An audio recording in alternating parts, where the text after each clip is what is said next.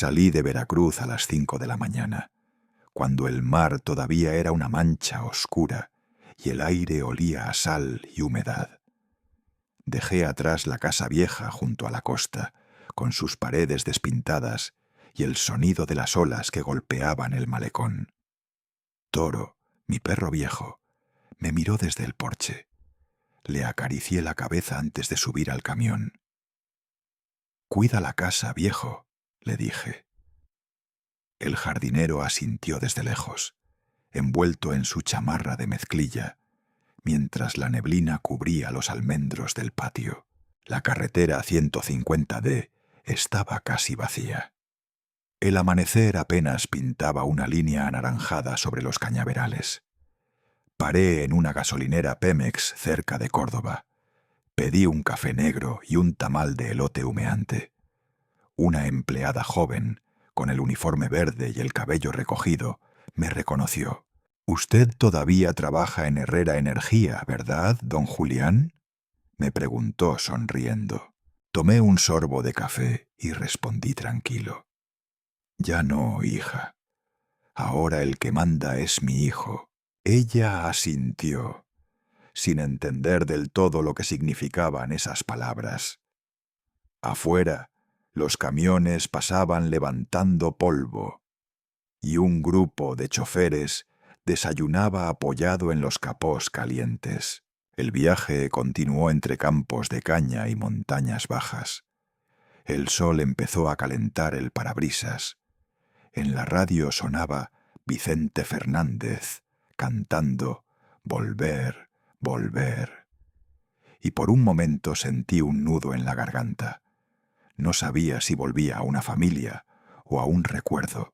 En la entrada de Jalisco me detuvieron en un peaje. El joven encargado, al ver mi nombre en el recibo de tarjeta, levantó la vista sorprendido. «¿Usted es don Julián Herrera?», preguntó. Asentí con una sonrisa. «Trabajé para su compañía 15 años en la planta de Salamanca», dijo emocionado. «Fue un buen jefe. ¿Podría tomarme una foto con usted?». Le puse la mano en el hombro y acepté. Cuando el flash se apagó, el muchacho me agradeció con sinceridad que hacía tiempo no veía. Llegué a Zapopan cerca del mediodía. El sol caía fuerte sobre los techos blancos y las palmeras del bulevar. La casa de Ricardo se alzaba en una colina, rodeada de muros altos y cámaras de seguridad. En la entrada había un guardia uniformado con gafas oscuras. «¿Nombre, por favor?», me pidió. «Julián Herrera. Soy su padre». Revisó una lista en una tableta. Tardó unos segundos que me parecieron eternos, y luego asintió. La reja automática se abrió lentamente con un zumbido metálico. Avancé por un camino empedrado flanqueado de bugambillas moradas y palmeras. El aire olía a jardín recién regado y a perfume caro. Ricardo apareció en la puerta, con camisa blanca y pantalón gris, un reloj brillante en la muñeca. Sonrió, pero en su sonrisa había algo ensayado. «Papá, qué gusto que haya venido». Pensé que no se animaría a manejar tanto. Lo abracé, pero sentí que su cuerpo no correspondía. Me dio palmadas rápidas en la espalda, como quien cumple un compromiso. Ese instante supe que algo entre nosotros ya no era igual. Una empleada salió con una jarra de agua de limón. Le agradecí y le pregunté su nombre. «María, señor, soy de Tepic». «Tepic», dije sonriendo. «Allí tuve mi primer pozo». Ella sonrió tímidamente antes de desaparecer por la cocina. Dentro de la casa, el aire acondicionado borraba todo rastro del calor de afuera. En el vestíbulo colgaba una lámpara de cristal enorme. El piso de mármol brillaba tanto que casi me reflejaba. En la pared, un retrato de Ricardo y su esposa, Isabela, vestidos de gala, Presidía el espacio como si fueran una pareja presidencial. Sofía y Mateo corrieron desde el pasillo. Sofía, de 14 años, llevaba una pulsera de cuentas de colores. Mateo, de 11, traía los dedos manchados de pintura. «¡Abuelo!», gritaron los dos, abrazándome con fuerza. Sofía me entregó una pulsera igual a la suya. «La hicimos para ti», dijo.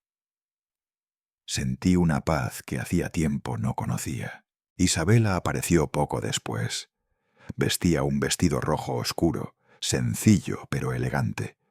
Me abrazó con respeto y cariño.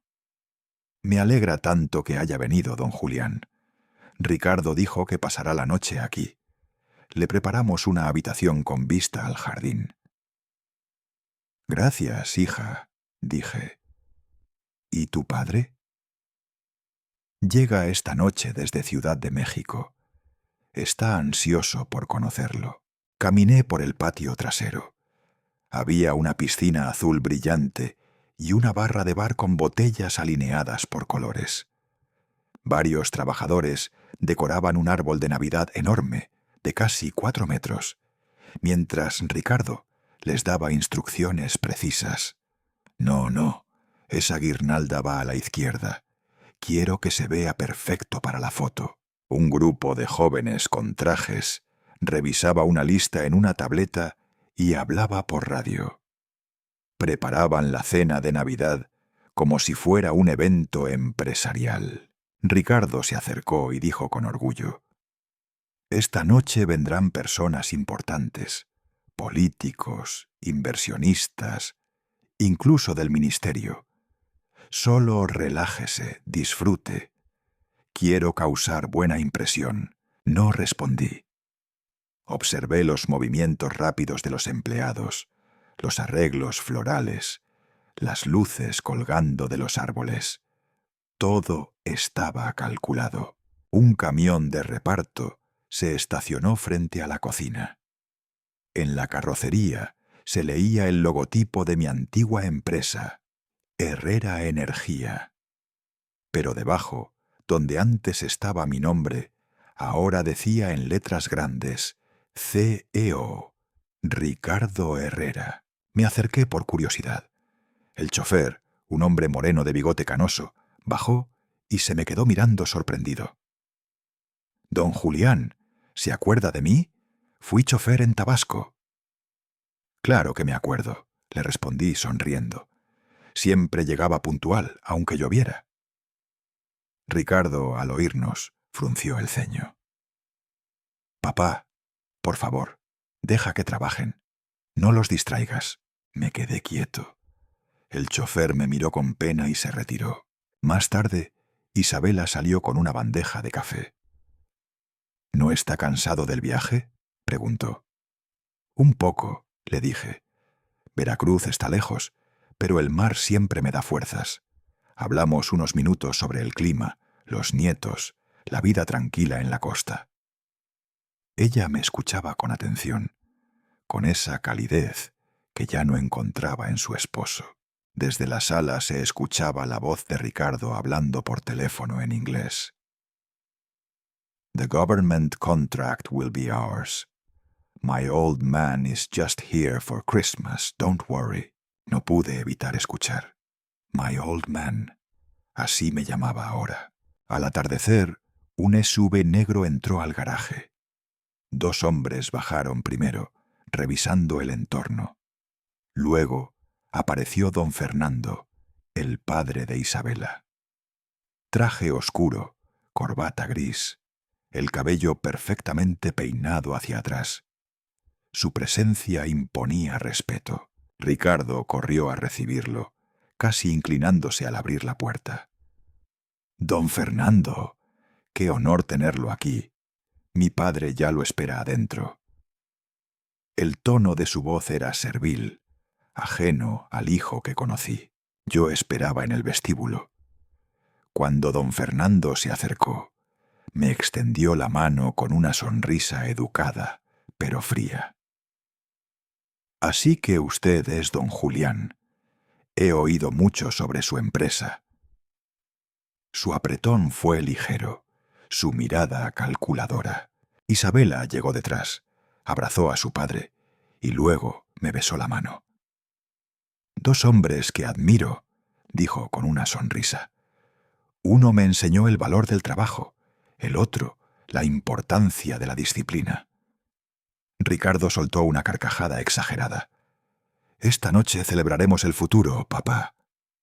Con el apoyo de don Fernando, Herrera Energía dará un salto enorme. No respondí. Caminé hacia el jardín. El cielo se había teñido de naranja. Las luces de Navidad parpadeaban como luciérnagas y a lo lejos se escuchaban fuegos artificiales del centro. Por un momento cerré los ojos y respiré hondo. Había venido a compartir una cena familiar, pero algo en el ambiente me decía que esa noche marcaría un antes y un después. Al salir, mis ojos se detuvieron en una placa de bronce junto a la puerta principal. La leí despacio. Casa Herrera Mendoza. Era la primera vez que veía mi apellido junto al de otro hombre. Sentí un peso extraño en el pecho. No era celos ni orgullo. Era la certeza silenciosa de que el lugar que alguna vez fue mío ya no me pertenecía. Y mientras las luces parpadeaban sobre el árbol, supe, sin entender del todo por qué, que algo estaba por romperse esa noche. Me desperté antes que todos, cuando el cielo todavía estaba pálido y el aire olía a rocío y hierba recién cortada. Desde la ventana de la habitación podía ver el jardín trasero. Las luces de Navidad seguían encendidas. Algunas titilaban como si todavía soñaran con la noche anterior. Bajé en silencio, tratando de no hacer ruido. Afuera, el jardinero joven ya trabajaba entre los rosales. Me saludó con respeto, quitándose el sombrero. «Buenos días, don Julián». «Buenos días, hijo», le respondí. «¿Hace mucho que trabajas aquí?» «Apenas una semana», dijo sonriendo. «El señor Ricardo me contrató él mismo. Es exigente, pero paga bien». «¿Y te gusta el trabajo?», pregunté, mirando cómo podaba las ramas. «Sí, pero aquí nada puede estar fuera de lugar. Cada hoja, cada flor, tiene que verse perfecta. A veces pienso que este jardín no es un jardín, sino un escaparate», respondió con honestidad. Me reí bajito. «Así es mi hijo», pensé. Siempre queriendo que todo brille, incluso si por dentro está vacío. Entré a la cocina. Isabela estaba de pie junto al mostrador, dando instrucciones a 3 empleadas. El jugo natural para los niños, café para los adultos, y no olviden preparar los chilaquiles con salsa verde. Tenemos que servir para más de 20 personas, ordenó con calma pero firmeza. El aroma a pan dulce y mantequilla llenaba la casa. La ama de llaves se acercó a mí. «¿Qué tipo de café prefiere, don Julián? ¿Espresso italiano o estilo Veracruz?» Sonreí. «El mío, como siempre, con filtro de trapo. El sabor del pueblo nunca se reemplaza». Mientras esperaba, observé los movimientos de todos. Había una tensión leve, como si cada gesto fuera un ensayo para algo importante. Ricardo entró en ese momento, impecable, con la camisa blanca planchada y el teléfono pegado a la oreja. «Sí, por supuesto. Esta noche estará el subsecretario de Energía». Se detuvo un segundo al verme y me sonrió con prisa. «Buen día, papá». «¿Qué subsecretario?», pregunté. «El contacto de don Fernando», dijo bajando la voz. «Van a revisar la propuesta para la expansión en Campeche». No dije nada. Ese permiso todavía tenía mi firma. Lo sabía. Me quedé mirando cómo caminaba de un lado a otro, como si no existiera nada más en el mundo. Toda la mañana fue un desfile de gente y preparativos. Ricardo supervisaba la colocación de las mesas en el jardín. Exigía que los manteles cayeran exactamente a 20 centímetros del borde, que las copas quedaran alineadas, que las cámaras de la televisora local tuvieran el ángulo correcto para captar el logotipo de Herrera Energía en el fondo. Yo preferí mantenerme al margen. Ayudé a Sofía a colgar esferas doradas en la parte alta del árbol. «Abuelo, ¿por qué siempre pasas la Navidad solo?», me preguntó mientras subía a una silla. «Porque el mar me hace compañía», le respondí sonriendo. «¿Y no te aburres?». «A veces sí, pero allá todo es más tranquilo. Uno escucha sus propios pensamientos». Ricardo pasó cerca, con un portapapeles en la mano. «Sofía, deja que el abuelo descanse. Hoy hay mucho trabajo», dijo sin mirarnos. La niña bajó despacio la cabeza y yo sentí una punzada en el pecho. Al mediodía llegó un camión con cajas de vino. Don Fernando apareció de repente, supervisando la entrega como si fuera el dueño de la casa. «Cabernet francés», le dijo a Ricardo. «Es el preferido de los funcionarios. No uses vino chileno. Da imagen de bajo presupuesto». «Claro, don Fernando», contestó mi hijo, obediente. Yo observaba desde lejos. Pensé que hacía unos años nadie se hubiera atrevido a darle órdenes a Ricardo, mucho menos en mi propia casa. Ahora parecía que él mismo había elegido esa servidumbre. Cerca de las 5 de la tarde, los primeros autos comenzaron a llegar. Sedanes negros, camionetas de lujo, choferes uniformados. Los invitados bajaban con sonrisas amplias y trajes impecables. Empresarios jóvenes, políticos locales, 2 periodistas del canal estatal. Ricardo los recibía en la entrada, ofreciendo la mano y un discurso ensayado. «Bienvenidos, esta es su casa. Esta noche celebraremos el futuro energético de México». Yo caminaba más despacio, detrás del grupo, sin llamar la atención. Algunos hombres mayores me reconocieron. «Usted es el fundador de Herrera Energía, ¿verdad?», preguntó uno. Antes de que pudiera responder, Ricardo intervino. «Sí, mi padre. Él se retiró hace tiempo.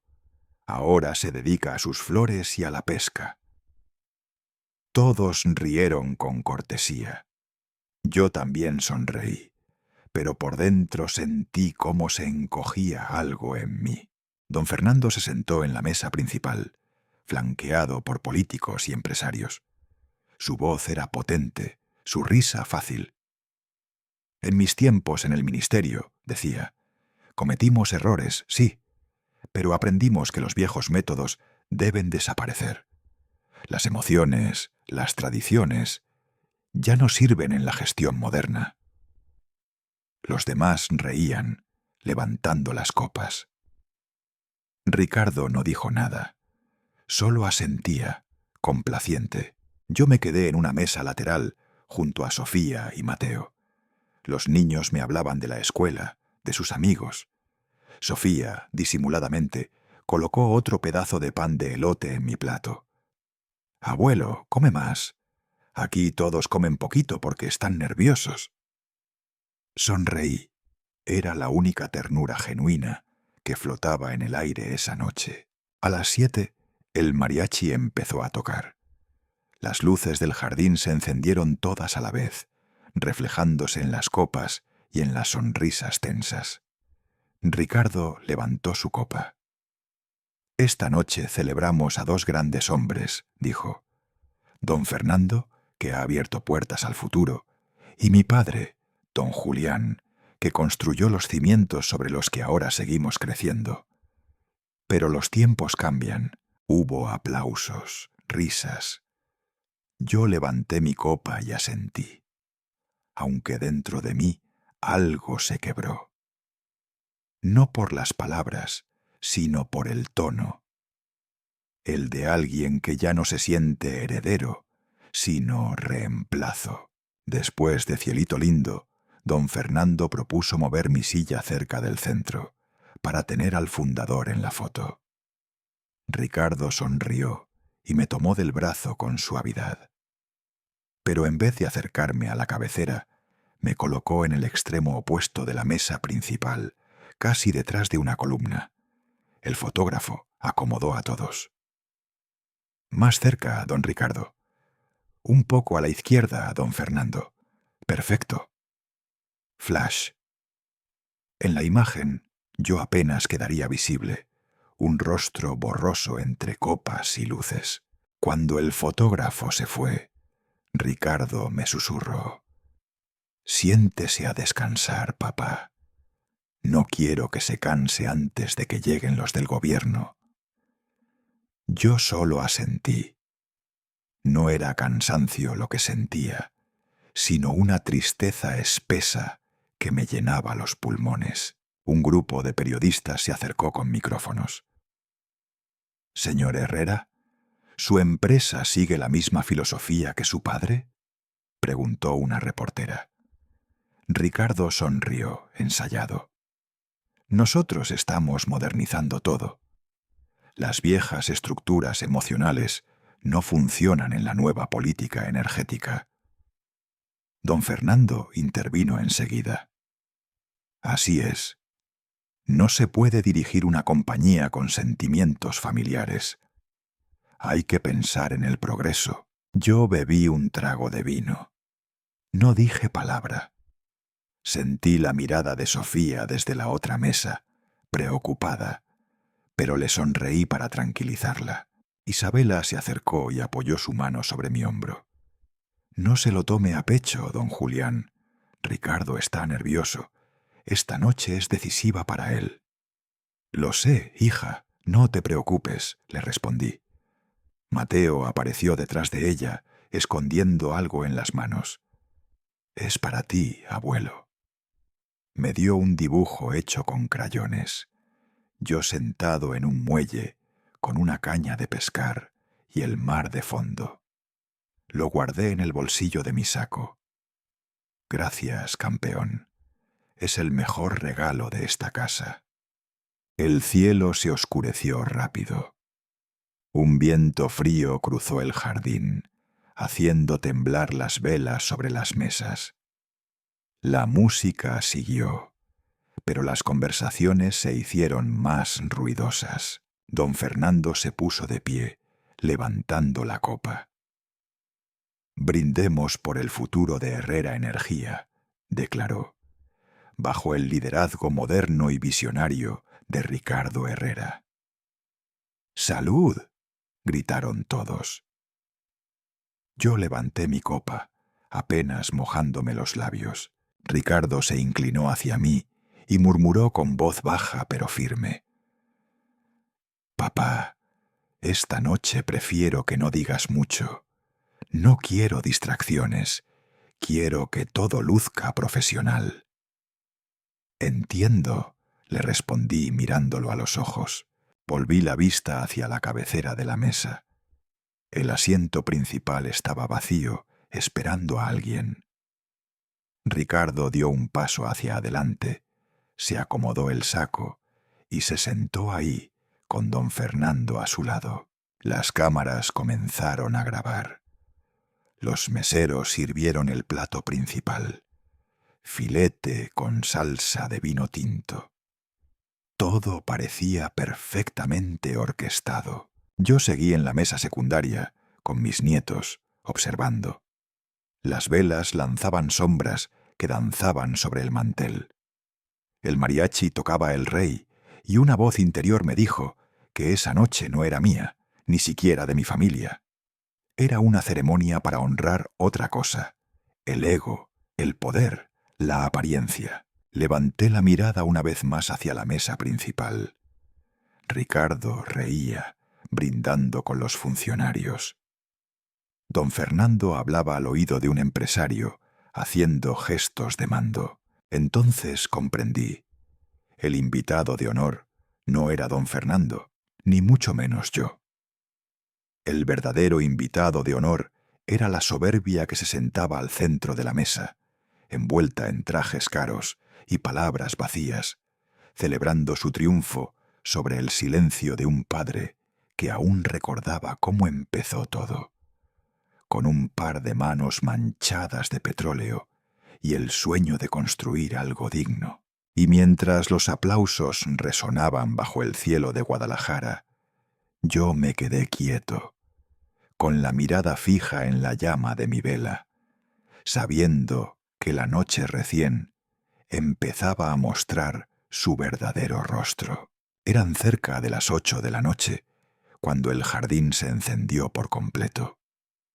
Cientos de luces doradas colgaban sobre las palmeras y los bugambillas, como si un pedazo del cielo hubiera bajado a iluminar la casa de mi hijo. El mariachi, vestido con chaquetas negras bordadas en plata, afinaba las guitarras y trompetas. La primera canción fue El Rey, esa melodía que tantas veces había escuchado en los pozos petroleros, cuando los hombres brindaban después de una larga jornada. Yo estaba sentado en la mesa lateral, junto a Sofía y Mateo. Frente a nosotros, dos jóvenes vecinos de Ricardo hablaban de inversiones y criptomonedas.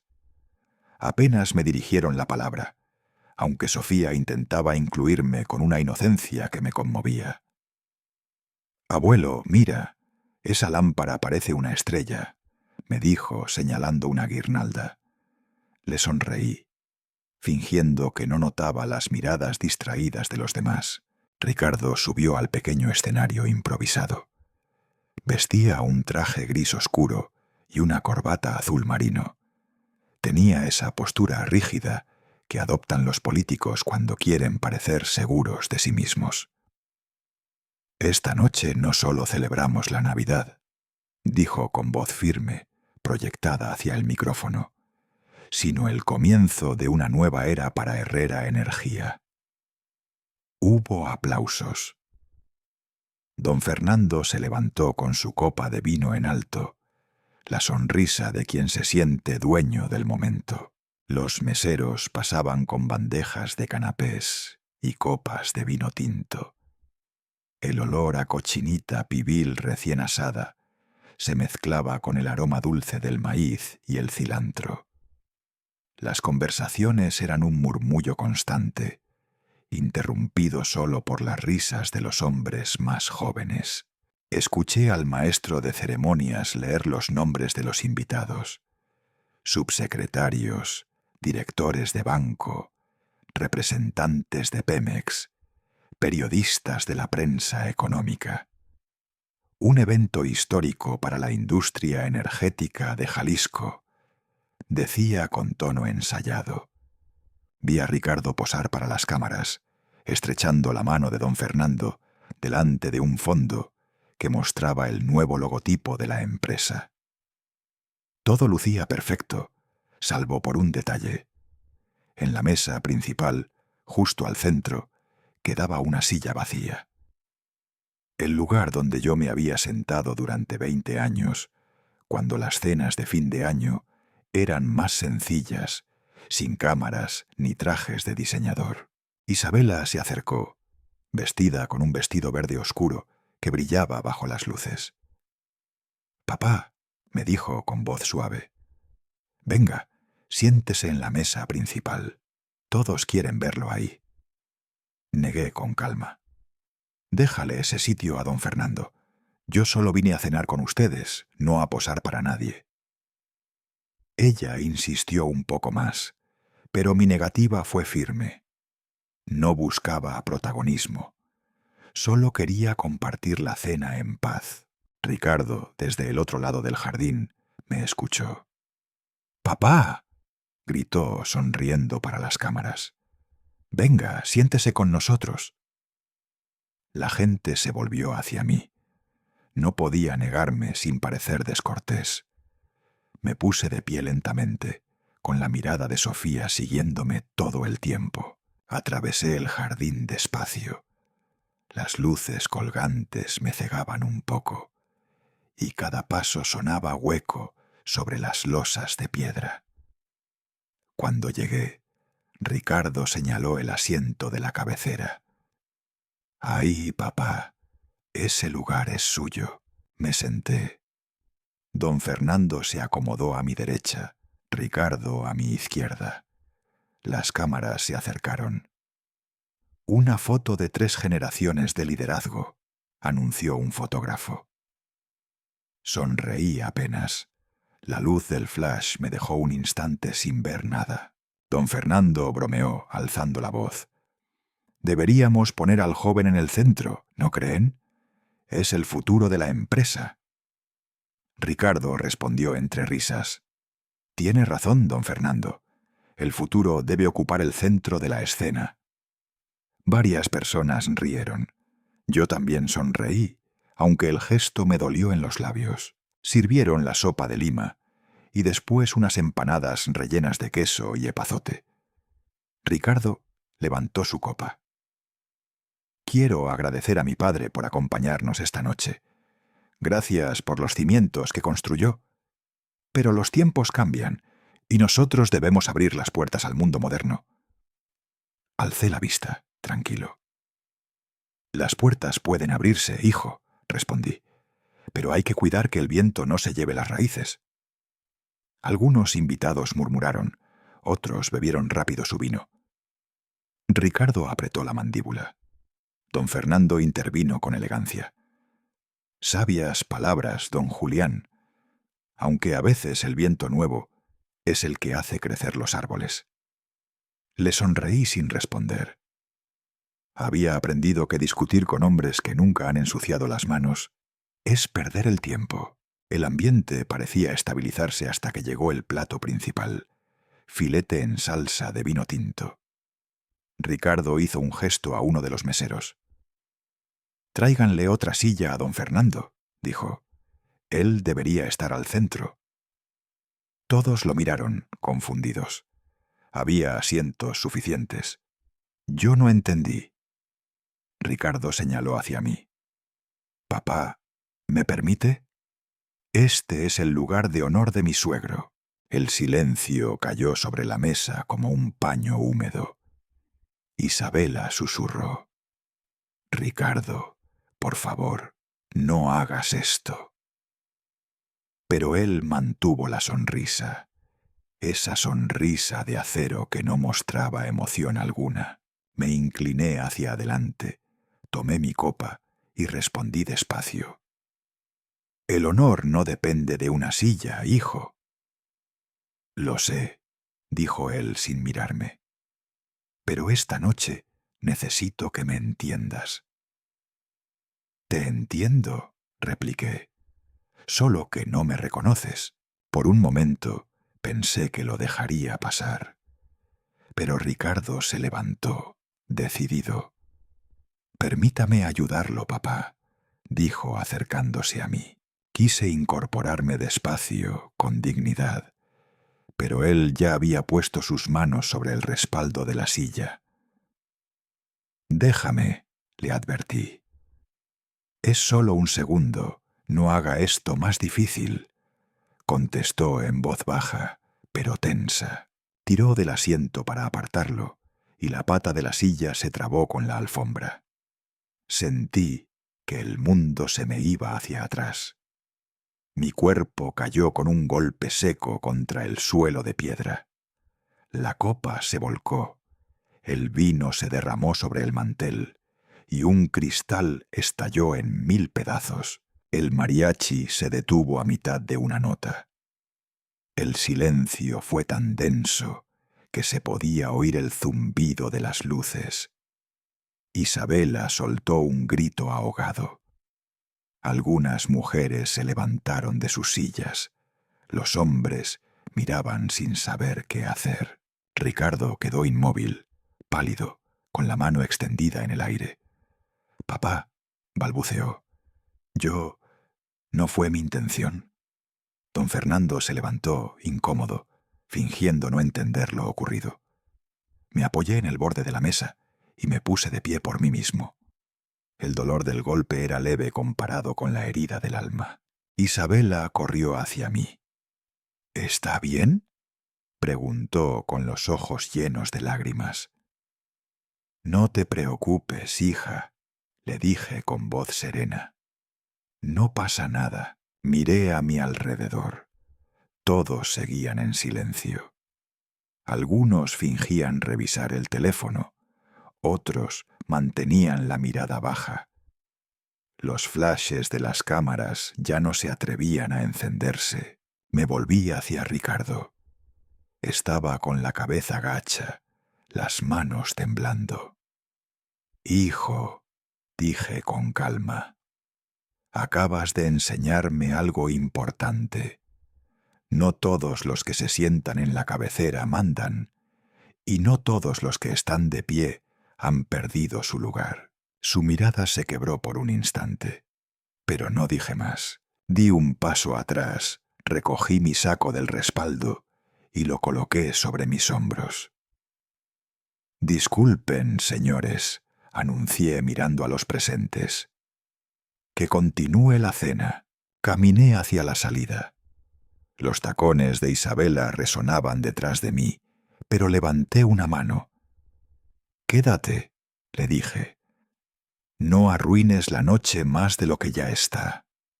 Ella se detuvo. Crucé el jardín. El viento frío me golpeó la cara.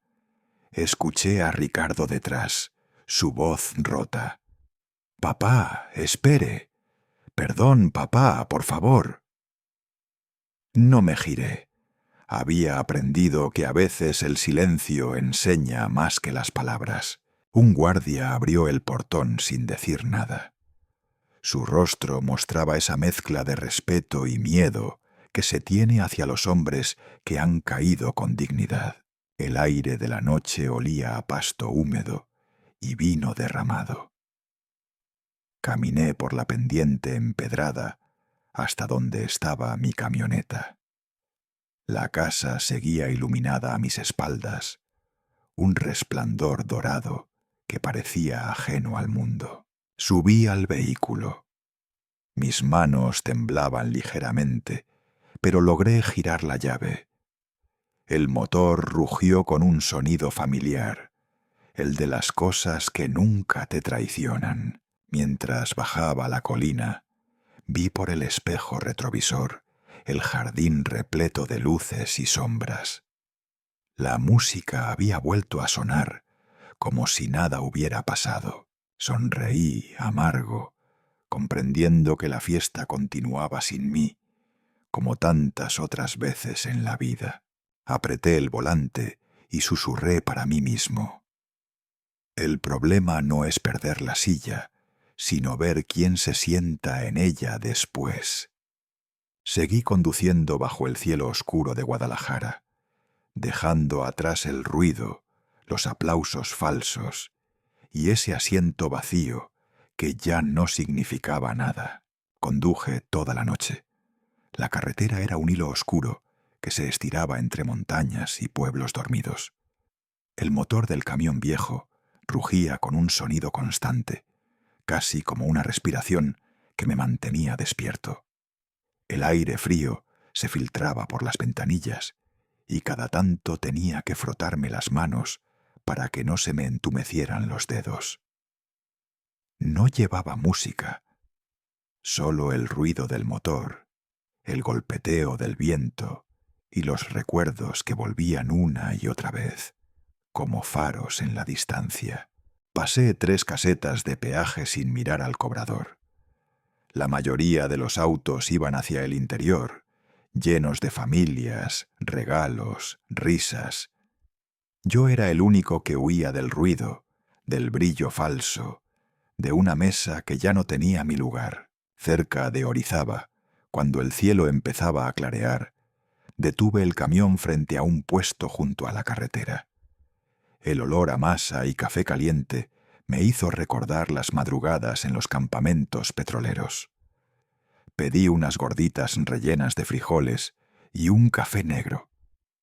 La mujer que atendía, con un delantal manchado de harina, me miró con curiosidad. —¿Va muy lejos, don? preguntó mientras me servía. «A casa», respondí. «¿De Veracruz?» Asentí. Ella sonrió. «Allá el mar nunca duerme. Tenía razón». Pagué, le agradecí y seguí mi camino. El sol salió cuando ya divisaba las primeras palmeras del puerto. La bruma salada se levantaba sobre la costa, envolviendo los barcos, como si el mar los escondiera por un rato. Entré al viejo barrio donde había vivido toda mi vida, con sus calles estrechas, los muros encalados y los perros dormidos bajo los portales. La casa esperaba igual que siempre, cerrada, pero viva. El portón azul estaba oxidado y una enredadera trepaba por el muro. Al abrir, el chirrido del metal rompió el silencio. Adentro, todo olía a madera vieja y sal. «Don Julián», la voz de Lupe, mi empleada de toda la vida, resonó desde el patio. Apareció secándose las manos en el delantal. Su cabello, ya blanco, estaba recogido en un moño. «Pensé que iba a pasar la Navidad con su familia», dijo sorprendida. «Ellos ya tienen una nueva», contesté, dejando mi saco sobre una silla. Ella no preguntó más.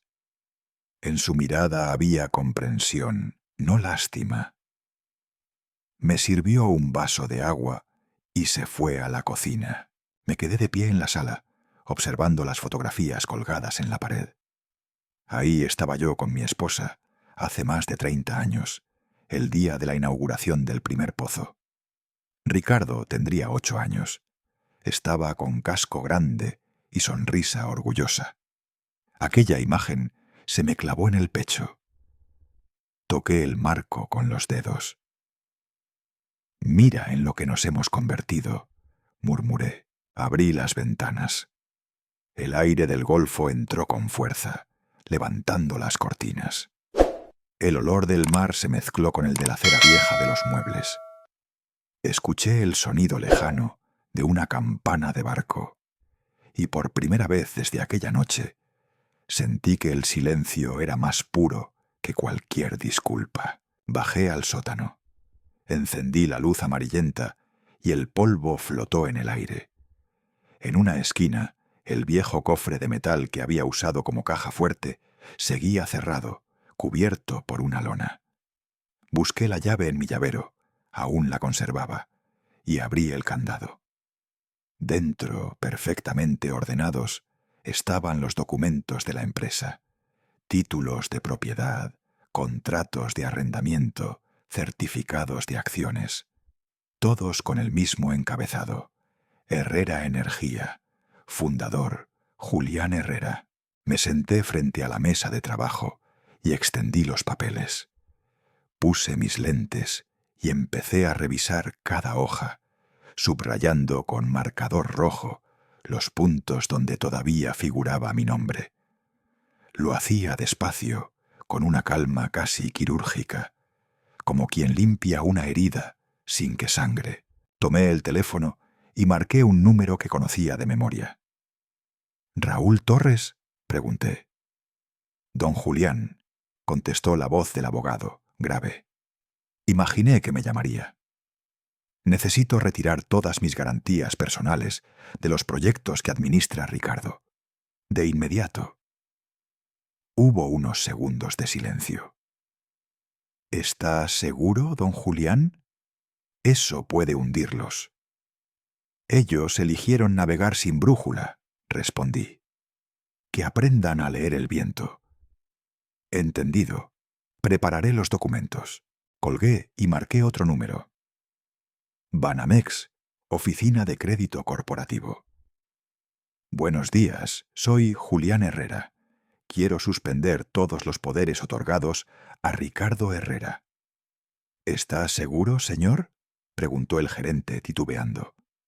«Según nuestros registros, usted sigue siendo el garante principal». «Nunca dejé de serlo», dije y colgué. El tercer llamado fue a Pemex Leasing. «Aquí, Herrera», dije al director de operaciones. Las plataformas de Tabasco y Campeche siguen a mi nombre. No renueven los contratos cuando venzan este mes. Entendido, don Julián, respondió el hombre con tono respetuoso. Me sorprende escucharlo después de tanto tiempo. A veces el silencio dura lo que necesita para hacerse oír, repliqué. Cada llamada era un golpe seco, una puerta que se cerraba. No había ira, solo determinación. Cerca del mediodía, Raúl llegó. Venía con un portafolio lleno de carpetas. Su rostro, curtido por los años, mostraba una mezcla de respeto y preocupación. ¿De verdad quiere hacer esto?, preguntó mientras abría los documentos. No quiero, Raúl, dije, pero tengo que hacerlo. Estoy recuperando lo que nunca debí entregar tan fácil. Sirvió 2 copas de mezcal y brindamos en silencio. Firmé hoja tras hoja. Raúl leía en voz alta cada cláusula y yo asentía. El sonido de la pluma sobre el papel era como el tic-tac de un reloj. En el fondo se escuchaban las olas golpear contra las rocas. Lupe apareció con una bandeja. Les traje arroz, pescado frito y chile verde. Siempre trabaja mejor con algo en el estómago. Gracias, Lupe, dije sonriendo. ¿Otra vez con papeles de la empresa? Pensé que ya estaba jubilado. Hay cosas, le respondí, que uno debe seguir cuidando, aunque ya no lleve el título de jefe. Raúl rió con suavidad. Tiene razón, don Julián. Usted nunca se retirará de su propio nombre. Por la tarde, cuando todo estuvo listo, él guardó las carpetas en su maletín. Llevaré esto al banco y al juzgado. Para mañana estarán registradas las revocaciones. Lo acompañé hasta la puerta. Raúl, le dije, asegúrate de que todo sea limpio. No quiero venganza, solo justicia. Lo sé. Y aunque no lo crea, esto le va a doler más a él que a usted. Me quedé solo. El sol comenzaba a caer detrás del malecón. Me senté en el banco de madera del patio. Frente a mí, el mar se extendía como una lámina de plata. Un grupo de gaviotas giraba sobre un barco pesquero que regresaba al puerto. El capitán, un hombre moreno de gorra azul, me saludó desde lejos. «¿Don Julián aún se acuerda de mí? Yo transportaba el crudo para usted». Le devolví el saludo con la mano. «Claro que sí. Aún reconozco a los hombres que saben ganarse el pan con esfuerzo». Volví adentro. Marqué otro número. La sede del sindicato petrolero en Villahermosa. Habla Julián Herrera. Si hay disputa por los contratos en curso, detengan la producción.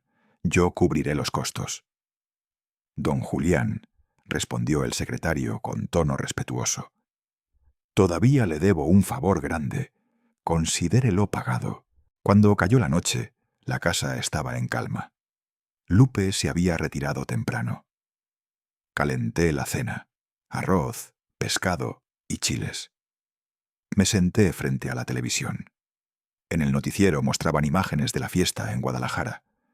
Ricardo y don Fernando aparecían firmando un memorando de entendimiento ante los medios.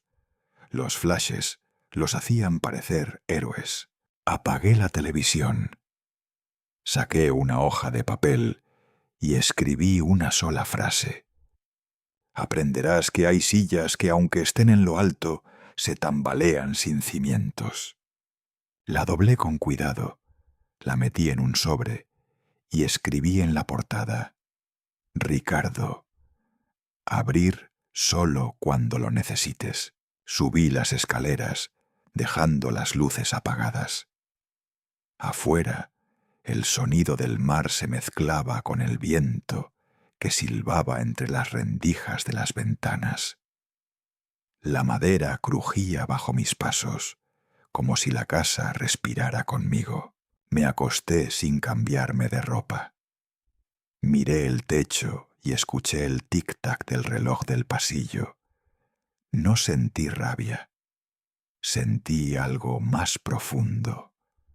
Una calma vieja. Esa que llega cuando uno sabe que finalmente ha puesto las cosas en su sitio. Esa noche dormí sin sueños, sin sobresaltos. El mar golpeaba fuerte, como si quisiera decirme que el trabajo estaba hecho. Al amanecer, abrí la puerta del balcón. El cielo sobre Veracruz era una mezcla de rojo y dorado. Sostuve la taza de café caliente entre las manos y respiré hondo. El viento traía olor a sal y promesas. Miré el horizonte y murmuré: hoy empezará su primera lección sobre el honor, y por primera vez en mucho tiempo el silencio de Veracruz no me pesó. Me sostuvo. Me desperté antes del amanecer. El mar golpeaba con fuerza los muros de piedra detrás de la casa, y cada ola parecía llevar consigo un pensamiento que no quería recordar. Encendí la cafetera vieja de cobre, y el aroma del café recién hecho llenó la cocina. Lupe entró envuelta en su chal, con el cabello todavía húmedo del rocío. —¿Va a salir tan temprano, don Julián? —preguntó mientras colocaba pan dulce sobre la mesa. —Al banco —respondí—. Necesito ver a algunos viejos conocidos. Ella me miró con ese gesto que mezcla respeto y preocupación, pero no dijo nada más. Terminé el café, me puse la chaqueta y salí al patio. El aire de Veracruz tenía ese sabor salado que siempre me recordaba que todo en la vida puede oxidarse si se deja al abandono. Arranqué la camioneta y conduje hacia el centro. Las calles aún estaban húmedas por la lluvia nocturna. Los vendedores abrían sus puestos y los estudiantes caminaban con mochilas al hombro. Me detuve frente a la sucursal de Banamex, un edificio gris con ventanales altos donde, durante 20 años, había negociado créditos, proyectos y alianzas. Al entrar, el guardia me saludó con una sonrisa sorprendida. —Buenos días, don Julián. ¿Cuánto tiempo sin verlo por aquí? —Demasiado —le respondí estrechándole la mano. En la oficina principal me recibió Manuel Ortiz, el director. Un hombre de cabello canoso, barriga redonda y modales de político retirado. Me abrazó con afecto. —Pensé que ya estaba disfrutando de su retiro, Julián. —Descanso, sí —le dije—, pero no con quienes se olvidan del valor de una promesa. Nos sentamos en una pequeña sala de reuniones, decorada con una bandera de México y una fotografía del presidente. Puse sobre la mesa una carpeta gruesa, atada con una cinta roja. Manuel la abrió con curiosidad. Dentro estaban los documentos que aún me ataban a Herrera Energía. Avales personales, préstamos, poderes notariales. Todo esto sigue en vigor, murmuró tras revisar las primeras hojas. Usted sigue siendo el titular de las garantías. Exactamente, dije. Quiero retirarlas. Desde hoy, la empresa de Ricardo Herrera no tendrá mi respaldo. Levantó la vista, sorprendido. ¿Desea que anote una causa formal en el registro? Sí. Escriba. Violación del principio de ética empresarial. Manuel sonrió apenas, comprendiendo más de lo que dije. Redactó el acta y firmamos 3 copias. Esto generará ruido, Julián, me advirtió. Mucho ruido. Entonces que suene fuerte, respondí. Así sabrán que todavía existo. Al salir, el sol ya caía vertical sobre el pavimento. Conduje hasta el despacho de Raúl Torres, mi abogado y confidente. Me recibió con las mangas arremangadas y los ojos encendidos de trabajo. Ya tengo listas las cartas para Pemex, los sindicatos y los socios internacionales, me dijo mientras ordenaba las carpetas sobre el escritorio. Solo falta su firma. Me senté frente a él. Léemelas una por una, le pedí. Raúl leyó en voz alta cada documento. Avisos de cancelación de garantías, notificaciones legales, revocaciones de poder. Su voz llenó la habitación como un eco de algo inevitable. Fui firmando lentamente, con la misma paciencia con que uno corta una cuerda vieja, sin apuro, pero con precisión. Si todo se ejecuta bien, las reacciones empezarán en 24 horas, comentó mientras guardaba los papeles en sobres oficiales. Perfecto, dije. Que la tormenta llegue a su hora. Raúl me ofreció un trago de mezcal. ¿No quiere avisarle a Ricardo antes? Si le aviso, contesté, no aprenderá.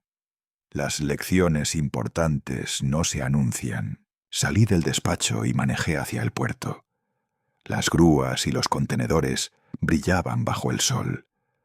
Allí me esperaba Julio, un viejo amigo que ahora supervisaba la carga de petróleo. Estaba sentado sobre una barrica, fumando un cigarro. «Don Julián», me saludó. «Qué gusto verlo de nuevo por aquí». «Necesito tu ayuda», le dije directo. «Detén cualquier embarque con el logo de Herrera Energía, hasta nuevo aviso. Quiero revisar la documentación de propiedad». Julio abrió los ojos, sorprendido. «¿Y si los de la empresa protestan?» «Diles que es orden del fundador. Eso bastará». Él asintió sin dudar. En el muelle, los trabajadores seguían descargando redes y cajas. El olor a combustible y sal me devolvió recuerdos de los primeros años, cuando yo mismo revisaba cada válvula, cada contrato, cada barco. Ahora todo era distinto. Las manos que una vez sostuvieron herramientas sostenían copas de vino. Regresé a casa al atardecer. Encendí la radio para escuchar las noticias. En la sección económica, la voz del locutor anunció: Herrera Energía, en alianza con don Fernando Mendoza, planea expandirse al Golfo de Campeche con inversiones privadas. Reí por lo bajo. La ironía de oír su nombre junto al mío sin mi permiso era casi poética. Apagué la radio y marqué otro número. ¿Castañeda? Sí, don Julián, contestó el secretario general del sindicato petrolero. Qué gusto escucharlo. Si la empresa ha cambiado de manos sin notificar al sindicato, suspenda las operaciones. Yo asumiré los gastos del paro. Hubo un breve silencio. Usted sigue teniendo palabra, don Julián. Haremos lo que diga. Colgué y me quedé mirando la lluvia fina que empezaba a caer sobre el ventanal. Las gotas formaban caminos torcidos en el vidrio, como los hilos invisibles del poder que una vez controlé con tanta facilidad. Me senté frente al escritorio con la lámpara encendida, escuchando el sonido monótono del agua golpeando el techo. 1 hora después, el teléfono sonó. Era Raúl. La noticia corrió como fuego. El banco confirmó la revocación de las garantías. Pemex detuvo las licitaciones. Ricardo no podrá mover ni un peso sin su aprobación. Déjalos que lo digieran, le respondí. ¿Quiere que asista a las reuniones con ellos? No, esta vez dejaré que me busquen. La confianza no se mendiga, se demuestra. Cerré el teléfono y me quedé un momento en silencio. Sentía una calma extraña, una mezcla de justicia y tristeza. Más tarde, cuando Lupe ya dormía, preparé una cena sencilla. Tortillas fritas, un poco de pescado y frijoles. Me senté frente a la ventana, viendo cómo el faro encendía su luz cada 10 segundos sobre el mar embravecido. El teléfono sonó de nuevo. Era Isabela. Su voz temblaba. «Papá, Ricardo acaba de llamar al banco y le dijeron que no puede retirar fondos. Está desesperado. ¿Sabe algo de eso?» «Sí, hija», contesté con suavidad. «Todo está volviendo a su lugar». «Está muy alterado», continuó. «Dice que alguien lo traicionó. No sé cómo calmarlo». «Déjalo», dije. Algunos hombres solo entienden el silencio cuando se les cae el techo encima. Hubo una pausa. «Papá, yo... lo siento. No sabía lo que estaba pasando entre ustedes». «No tienes por qué disculparte. Cuida de tus hijos. El resto déjaselo al tiempo». Nos despedimos. Quedé solo otra vez. Afuera, la lluvia se volvió tormenta. Las ráfagas golpeaban las ventanas y el olor a humedad llenaba la casa. Abrí el viejo cuaderno de cuero donde llevaba mi diario. Saqué la pluma y escribí despacio. Cada hilo del poder está tejido con confianza, y cuando se rompe, no hay dinero que pueda coserlo de nuevo. Apoyé la pluma sobre el escritorio y me quedé mirando la frase. Pensé en Ricardo, en su rostro altivo, en su voz en aquella cena cuando dijo que el futuro le pertenecía. Quizá tenía razón. El futuro era suyo, pero el presente, por fin, volvía a ser mío. Apagué la lámpara, dejando que la luz del faro entrara por la ventana. Cerré los ojos y escuché el rugido del mar. Sentí que cada ola arrastraba algo de la rabia que aún quedaba dentro de mí. Mañana, el mundo de Ricardo comenzaría a desmoronarse, hilo por hilo, contrato por contrato. Y aunque me doliera, sabía que a veces solo la caída enseña dónde está el suelo. Con esa certeza me acosté. La tormenta seguía golpeando el techo, pero dentro de mí todo estaba en calma. Esa mañana me desperté antes de que amaneciera del todo. El mar seguía rugiendo detrás de la casa, golpeando contra los muros, como si quisiera anunciar algo. Preparé café en silencio, el mismo ritual de siempre, mientras el olor fuerte del grano tostado llenaba la cocina. Apenas me senté, el teléfono empezó a sonar una y otra vez. Primero fue Raúl. Don Julián dijo con voz entre cansada y excitada. Su hijo está al borde del colapso. La empresa está paralizada. El banco bloqueó las cuentas principales y los socios exigen una auditoría urgente. Ricardo no puede acceder a nada. Entonces, que aprenda lo que significa tener las manos vacías, respondí. Manuel me pidió confirmar que usted sigue siendo el garante legal. Y lo soy, afirmé. Que lo dejen intentar entender qué pasa cuando uno corta los hilos del poder que no sabe sostener. Colgué y el teléfono volvió a sonar. Era Manuel Ortiz, el director del Banamex. Don Julián, he recibido llamadas de todos lados, incluso del señor Mendoza. Me presionan para liberar los fondos, pero les dije la verdad. Usted sigue siendo el único responsable legal. Gracias, Manuel, le dije. A veces la verdad necesita testigos, no cómplices. Apagué el altavoz, tomé la taza de café y encendí la televisión. En la pantalla, el noticiero de Televisa mostraba el logotipo de Herrera Energía y el titular: Colapsan las operaciones de Herrera Energía. Bancos congelan cuentas y Pemex suspende contratos. Mostraron imágenes de Ricardo saliendo del edificio principal en Guadalajara, rodeado de periodistas que gritaban preguntas. Tenía la cara demacrada, el traje arrugado, la corbata torcida. Señor Herrera, ¿qué tiene que decir sobre el bloqueo financiero?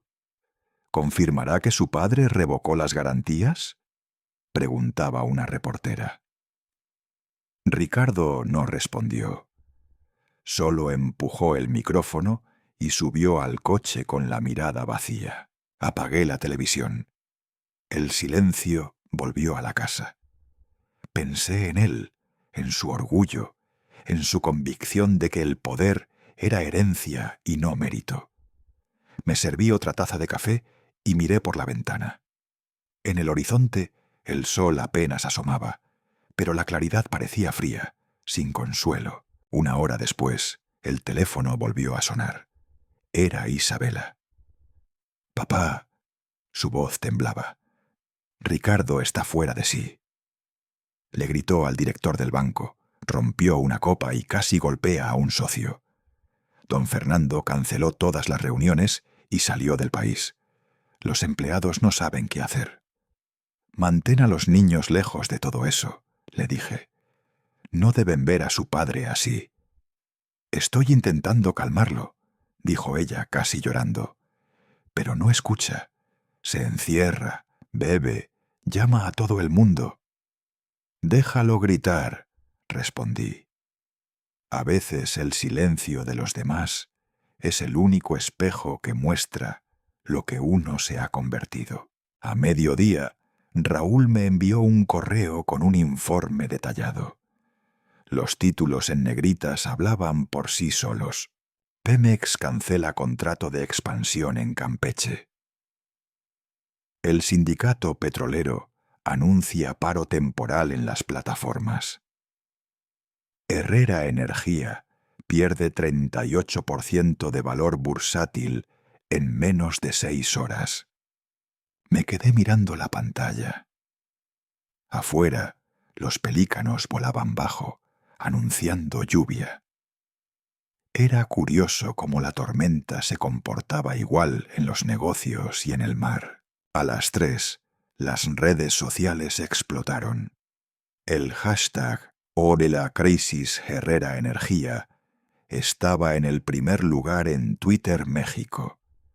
En los programas de análisis económico hablaban de una caída sin precedentes para un imperio familiar. Encendí el televisor nuevamente.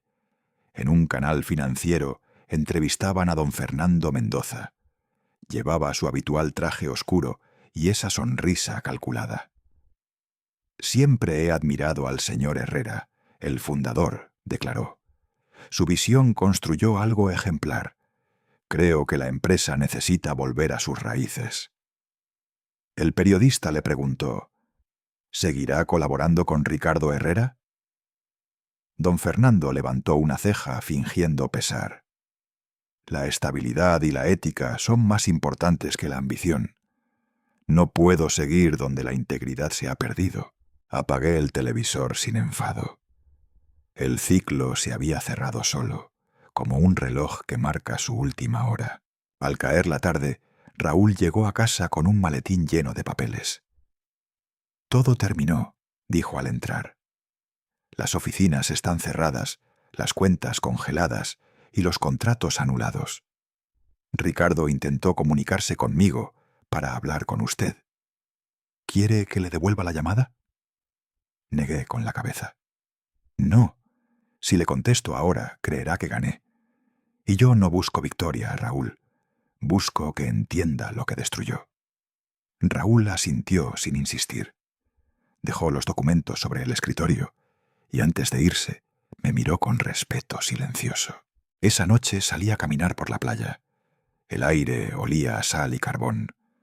A lo lejos vi a Julio y a algunos de los viejos trabajadores reunidos en torno a una fogata. Me acerqué. Estaban asando pescado y escuchando un radio pequeño que transmitía las noticias. «Don Julián», me saludó Julio. «¿Ya se enteró? Todo el país habla de usted y de su hijo». «Sí», respondí, tomando un trozo de pan que me ofrecieron. «Los rumores viajan más rápido que el mar». Uno de los hombres, joven, comentó: «Dicen que el muchacho lo perdió todo, que el banco le cerró las puertas. Perder no siempre es malo, contesté. A veces hay que caer para recordar dónde está el suelo. Nos quedamos un rato mirando el fuego. Las llamas bailaban con el viento, reflejándose en el agua oscura del golfo. Luego me despedí y regresé caminando por la arena húmeda. Cuando llegué a casa, eran casi las 10. En el contestador había un mensaje de voz. Presioné el botón y escuché la voz ronca de Ricardo. «Papá, sé que fue usted, ya lo entiendo. Pero ¿por qué así? Yo solo quería hacer crecer la empresa. Usted la destruyó. Destruyó todo lo que construimos juntos». Hubo un silencio, y luego su voz bajó el tono. Si quería ganar, ganó. Yo perdí. La grabación terminó. Me quedé sentado frente al teléfono, sin moverme. No había rabia en sus palabras, solo cansancio. Y en mí tampoco había orgullo, solo una melancolía inevitable. 1 hora después, Isabela volvió a llamar. «Papá, Ricardo se fue de casa. Estaba borracho, tiró los cuadros, rompió la mesa. Tuve que sacar a los niños». «Hiciste bien», le dije. «No te preocupes. Cuando un hombre se enfrenta a sus ruinas, solo tiene 2 opciones: hundirse o construir de nuevo». Después de colgar, me quedé escuchando la lluvia golpear las ventanas. En algún lugar, la ciudad dormía, pero para mí era como si el tiempo se hubiese detenido.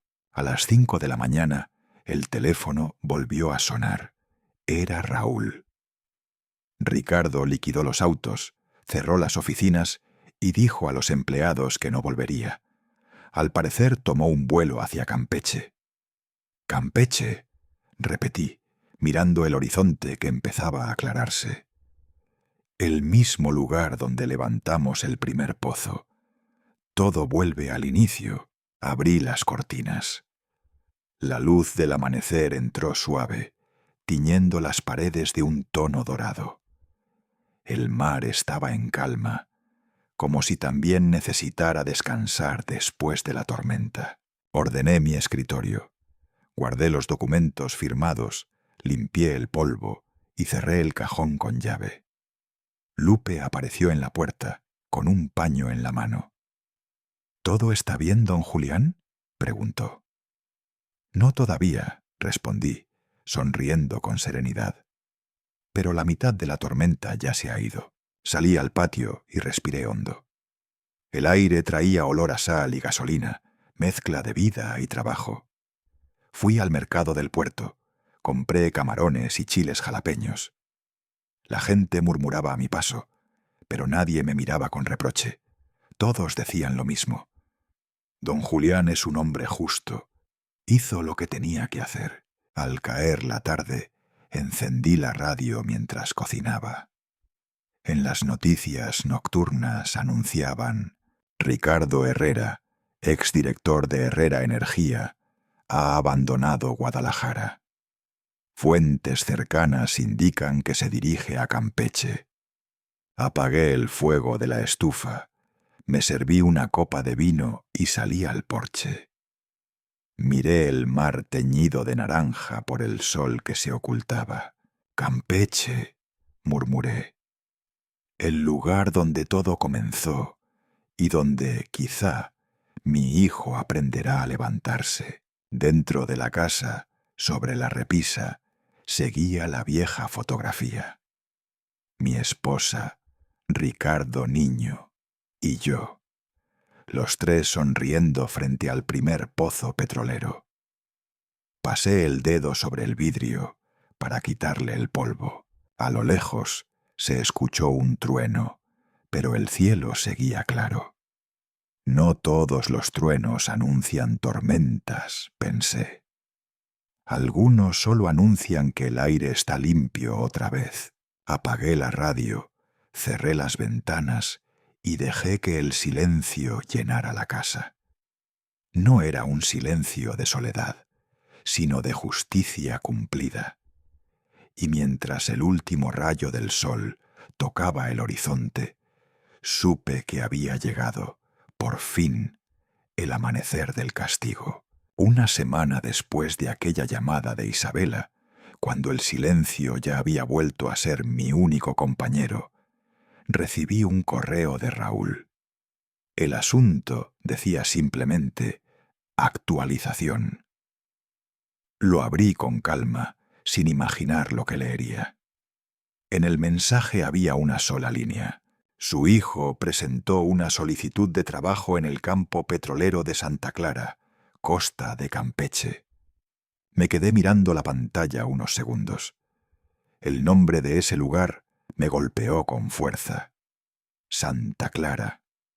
El mismo sitio donde, hace 35 años, yo había levantado mi primera plataforma, con un grupo de obreros flacos, el viento del Golfo y la esperanza de fundar algo que durara más que yo.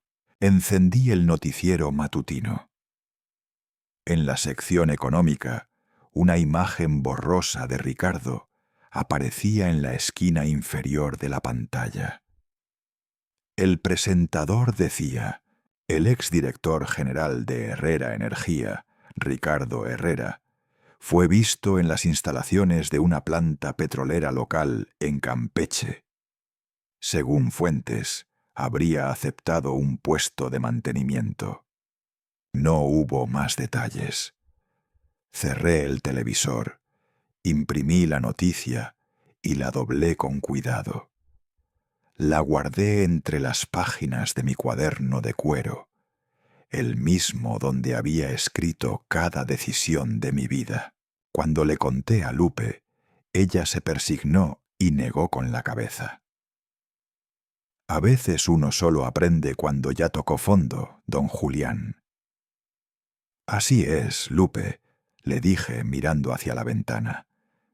Pero el fondo, si uno lo mira bien, también puede ser el primer peldaño para subir. Pasé la tarde en el muelle. Los pescadores comentaban sobre el viento, las corrientes y los precios del combustible. Yo apenas escuchaba. En mi mente veía a Ricardo, sin traje, sin corbata, enfrentándose al ruido del metal y al olor del aceite crudo. Por primera vez, me pareció que tal vez la vida le había dado justo la lección que yo nunca pude enseñarle con palabras. Al día siguiente llamé a Julio, mi viejo amigo, ahora ingeniero supervisor de esa zona. ¿Has oído algo sobre mi hijo?, le pregunté. Él rió con una mezcla de sorpresa y respeto. Claro que sí, don Julián.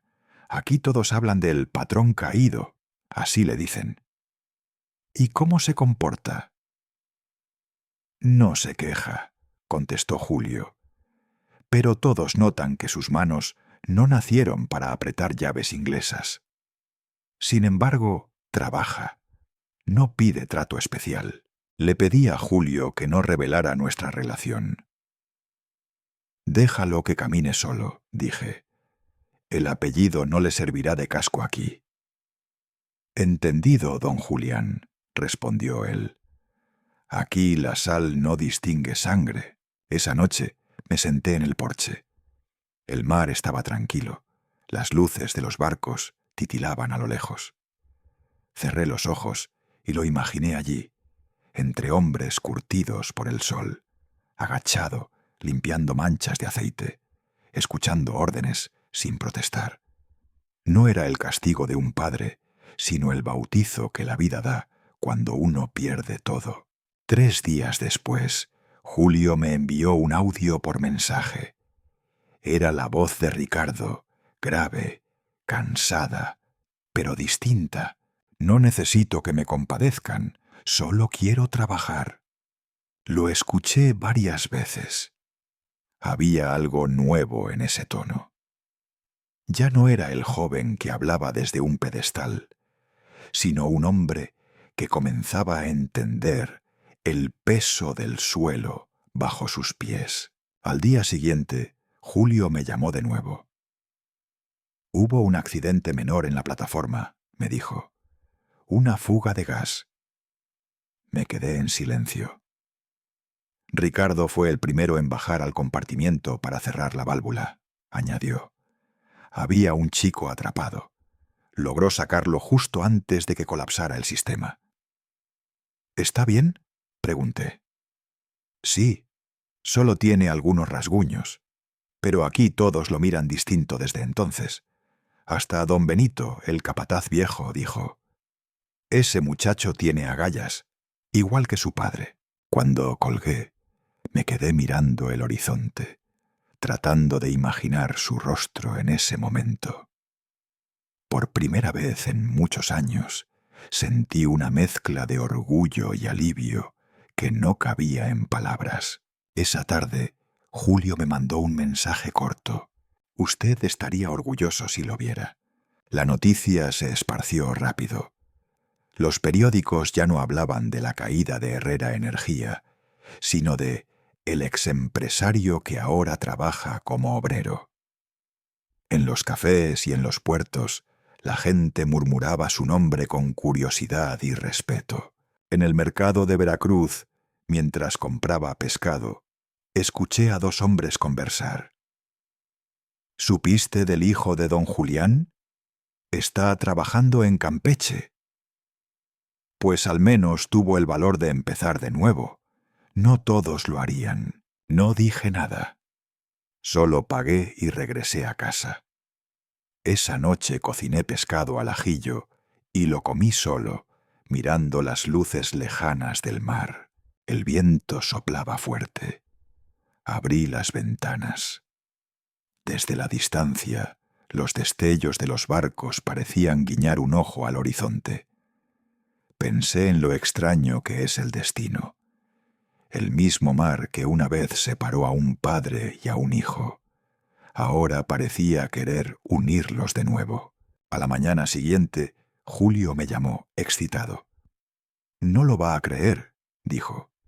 «El joven al que Ricardo salvó es hijo de Pablo González. ¿Recuerda? El que trabajó con usted en la plataforma Los Tigres, allá por el 92. Me quedé callado. «La vida tiene una manera curiosa de cerrar círculos», murmuré.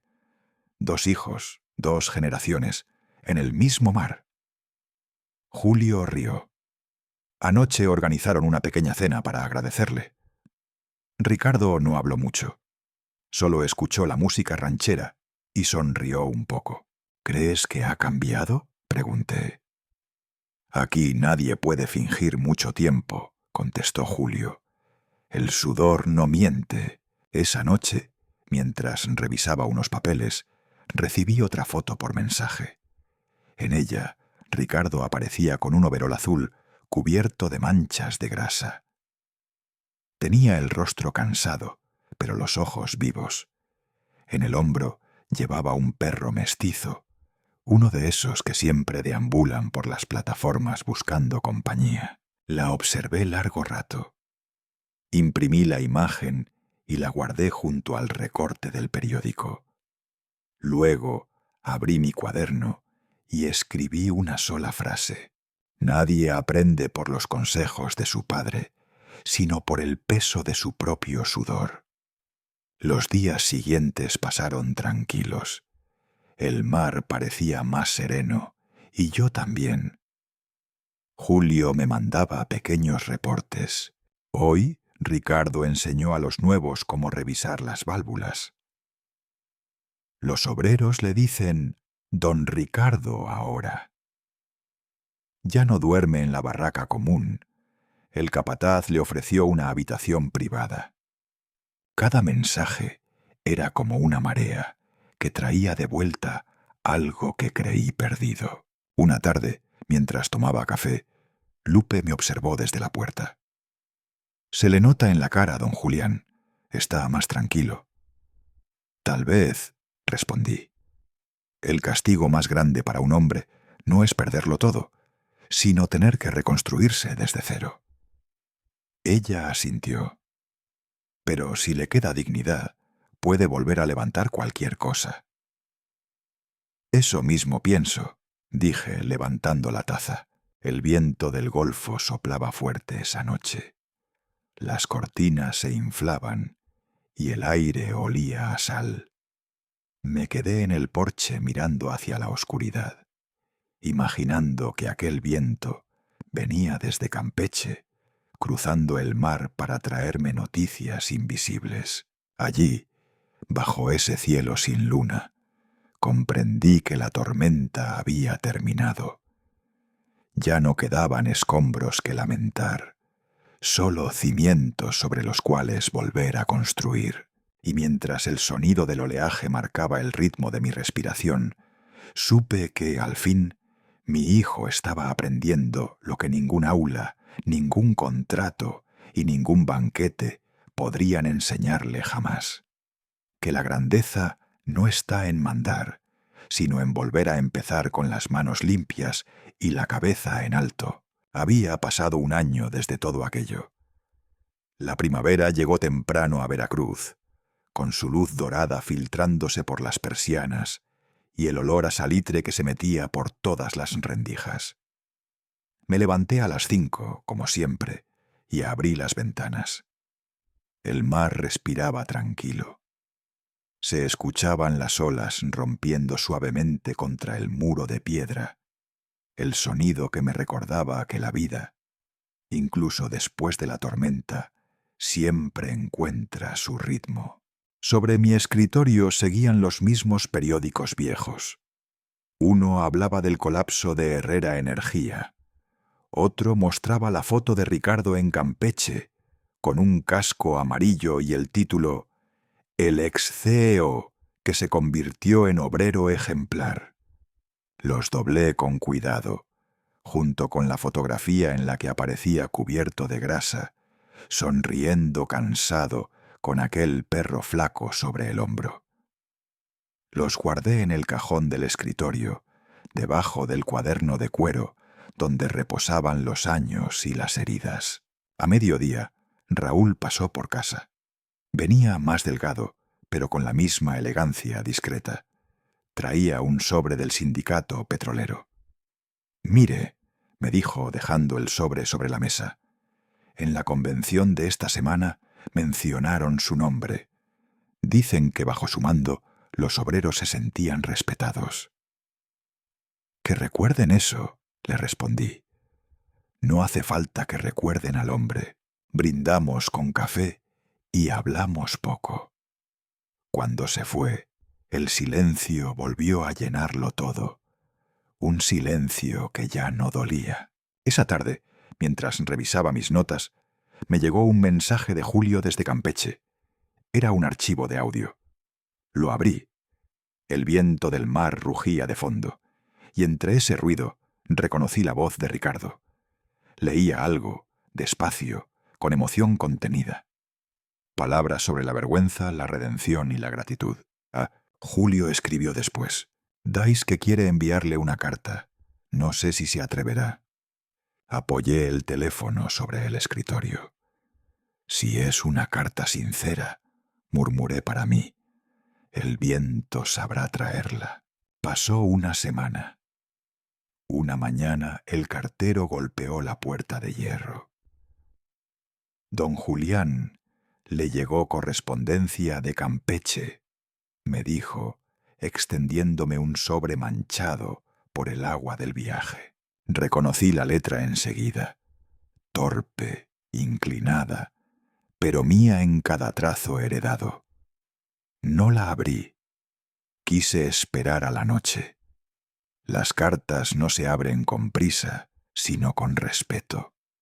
Esa tarde el cielo cambió de color.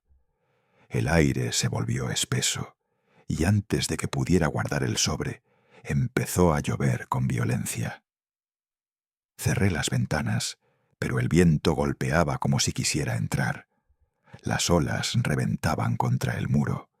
La tormenta tropical llegó sin aviso.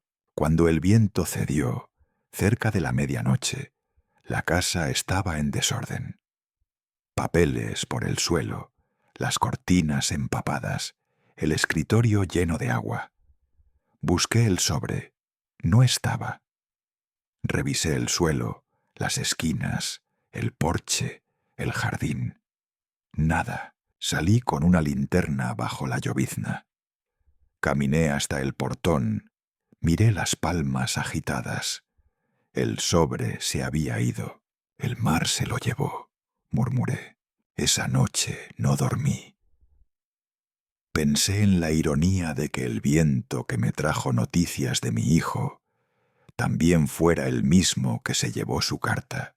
3 días después, mientras desayunaba, vi en la portada de la revista Voces de la Tierra un título que me hizo detener la respiración. Carta a mi padre, por R.H. El artículo comenzaba con estas palabras: no escribo para ser perdonado, sino para que el silencio entre nosotros deje de ser castigo. Perdí lo que construí porque confundí el éxito con el respeto. Hoy sé que el verdadero poder no está en dar órdenes, sino en escuchar. Seguí leyendo, cada línea más pesada que la anterior. Cuando trabajas con las manos, entiendes que la tierra no te obedece, te tolera, que los hombres te siguen solo si eres digno de su confianza. Papá, no sé si leerás esto, pero si el viento te alcanza, quiero que sepas que no me rendí. Estoy aprendiendo a ser el hombre que tú fuiste. Sentí un nudo en la garganta. El texto terminaba con una firma. R.H. Me quité las gafas, volví a leer. Había frases, expresiones, silencios entre palabras que sólo podían venir de él. Las mismas que solía usar de niño cuando pedía disculpas con los ojos. Dejé la revista sobre la mesa y salí al porche. El sol de la tarde bañaba el mar con tonos cobrizos. Preparé una copa de mezcal y me quedé mirando el horizonte. En la radio, la locutora mencionaba la noticia con entusiasmo. La carta titulada Carta a mi padre se ha vuelto viral. Miles de mexicanos la comparten en redes diciendo que les recuerda a sus propios padres. Lupe salió al porche con un periódico bajo el brazo. Don Julián, todos hablan de esa carta. Dicen que hizo llorar a medio país. ¿Ya la leyó? Sí, le respondí sin apartar la vista del mar. Y sé quién la escribió. ¿Piensa llamarlo?, preguntó ella con cautela. Negué con la cabeza. No hace falta. La carta ya llegó donde tenía que llegar. Por la tarde, Raúl volvió, con la misma revista doblada bajo el brazo. El país entero busca a ese R.H., dijo sonriendo. Nadie sabe quién es, pero yo veo en sus ojos la respuesta. El destino, le contesté, tiene su propio servicio postal. Nos reímos en silencio. Raúl me dejó la revista y se marchó. Cuando el sol comenzó a caer, las campanas de la iglesia del puerto sonaron a lo lejos. Me quedé solo, con la luz anaranjada entrando por la ventana. Saqué mi cuaderno y escribí despacio. Perdonar no es contestar, es comprender. Cerré el cuaderno y me acerqué al mueble donde guardaba la foto de María. Le encendí una vela pequeña y le hablé como si aún estuviera allí. Ya lo aprendió María. Tardó, pero lo hizo. La cera se derramaba lentamente, mientras el mar reflejaba las luces de los barcos lejanos. Al otro lado del país, en Campeche, Ricardo se encontraba en su habitación alquilada. La radio local reproducía la lectura completa de su carta. Él escuchaba en silencio, con los ojos húmedos. Cuando la locutora terminó, dejó escapar una risa breve, mezcla de alivio y vergüenza. Julio entró, apoyado en el marco de la puerta. «Tu carta está por todas partes», le dijo. «Hasta la pusieron en el noticiero de la noche». «Sí, la envié hace semanas», respondió Ricardo. «Pero no sé si llegó a su destino». Julio sonrió, con esa calma que solo tienen los hombres del mar. Créeme, muchacho, el viejo sabe. Mientras tanto, en Veracruz, el viento cambió de dirección. Se levantó suave, sin amenaza. Apagué la vela con un soplo y susurré: «Duerme bien, hijo mío». Una hoja de periódico, vieja y doblada, se deslizó del escritorio. El viento la tomó y la hizo volar por el porche. La seguí con la mirada mientras cruzaba la arena y se perdía en el agua. Flotó unos segundos antes de hundirse lentamente. Me serví el último trago de mezcal, sentí el ardor dulce en la garganta y murmuré: «El correo del destino ha cumplido su entrega». El mar respondió con un murmullo sereno, y por primera vez en muchos años sentí que el silencio ya no era una carga, sino una forma de abrazo. Había pasado un mes desde que la carta de Ricardo se había convertido en un fenómeno en todo México. El viento de marzo traía un olor nuevo, limpio, como si el aire mismo hubiera decidido darme una tregua. Las olas ya no golpeaban con furia, murmuraban, y ese murmullo era más compañía que ruido. Esa mañana, al abrir la puerta, encontré un pequeño paquete en el suelo. Pensé que era publicidad, pero dentro había una carta, luego otra y otra. En menos de una semana, el cartero empezó a llegar con sobres sin remitente, con caligrafías distintas, con tintas desvaídas. Algunas olían a perfume viejo, otras a humo de cocina o a papel húmedo. Dentro de cada una había una historia. Un obrero de Monterrey me hablaba de su padre, que murió sin pedir perdón. Una mujer de Oaxaca me decía que, después de leer carta a mi padre, llamó a su papá después de 20 años de silencio. Un joven estudiante de Sonora escribió: «No tengo padre, pero ahora entiendo lo que significa tener uno». Leí cada carta con calma. Las doblaba con cuidado y las guardaba en la vieja caja de madera de María, esa donde ella solía guardar sus rosarios. La caja ya estaba llena de memorias, y ahora también lo estaría de voces. Una mañana, Raúl apareció en la puerta, con el rostro iluminado por una mezcla de orgullo y asombro. «¿Sabe lo que están diciendo, don Julián?», me dijo apenas entrar. «Carta a mi padre ha sido seleccionada para leerse en el acto del Día del Trabajo Nacional. Quieren que usted asista, que hable en nombre de la generación de hombres que construyeron este país». Reí despacio, como quien escucha algo demasiado grande para sí mismo. «No represento a nadie, Raúl.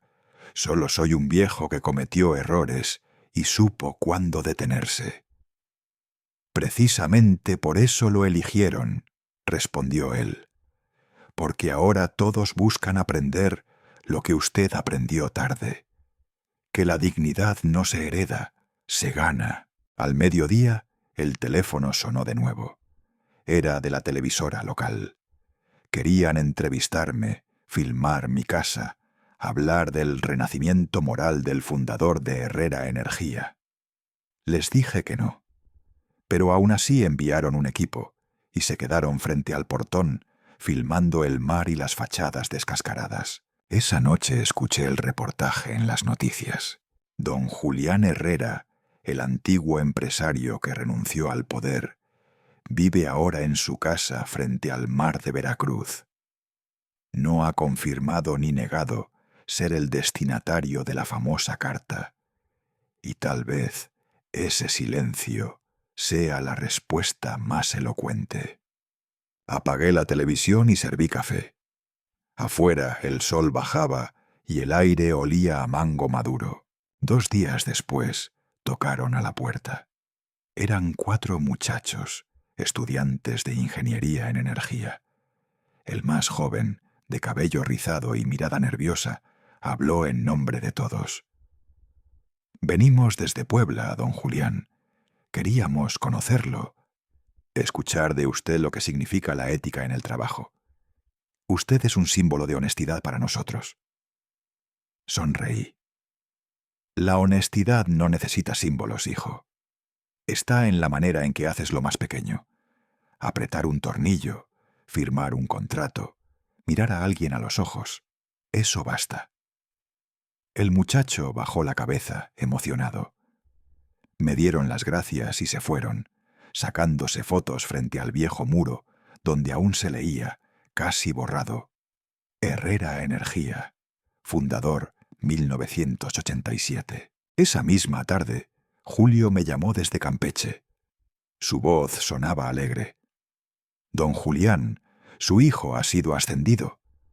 Ahora es supervisor de seguridad en Santa Clara. Todos aquí lo respetan. ¿Y él qué dice de eso?, pregunté. Solo que quiere demostrar con trabajo lo que las palabras no pueden arreglar. Que no busca perdón, sino propósito. Colgué el teléfono despacio. En el pecho sentí una mezcla de orgullo y alivio. No era la victoria de un padre, sino la redención de un hombre.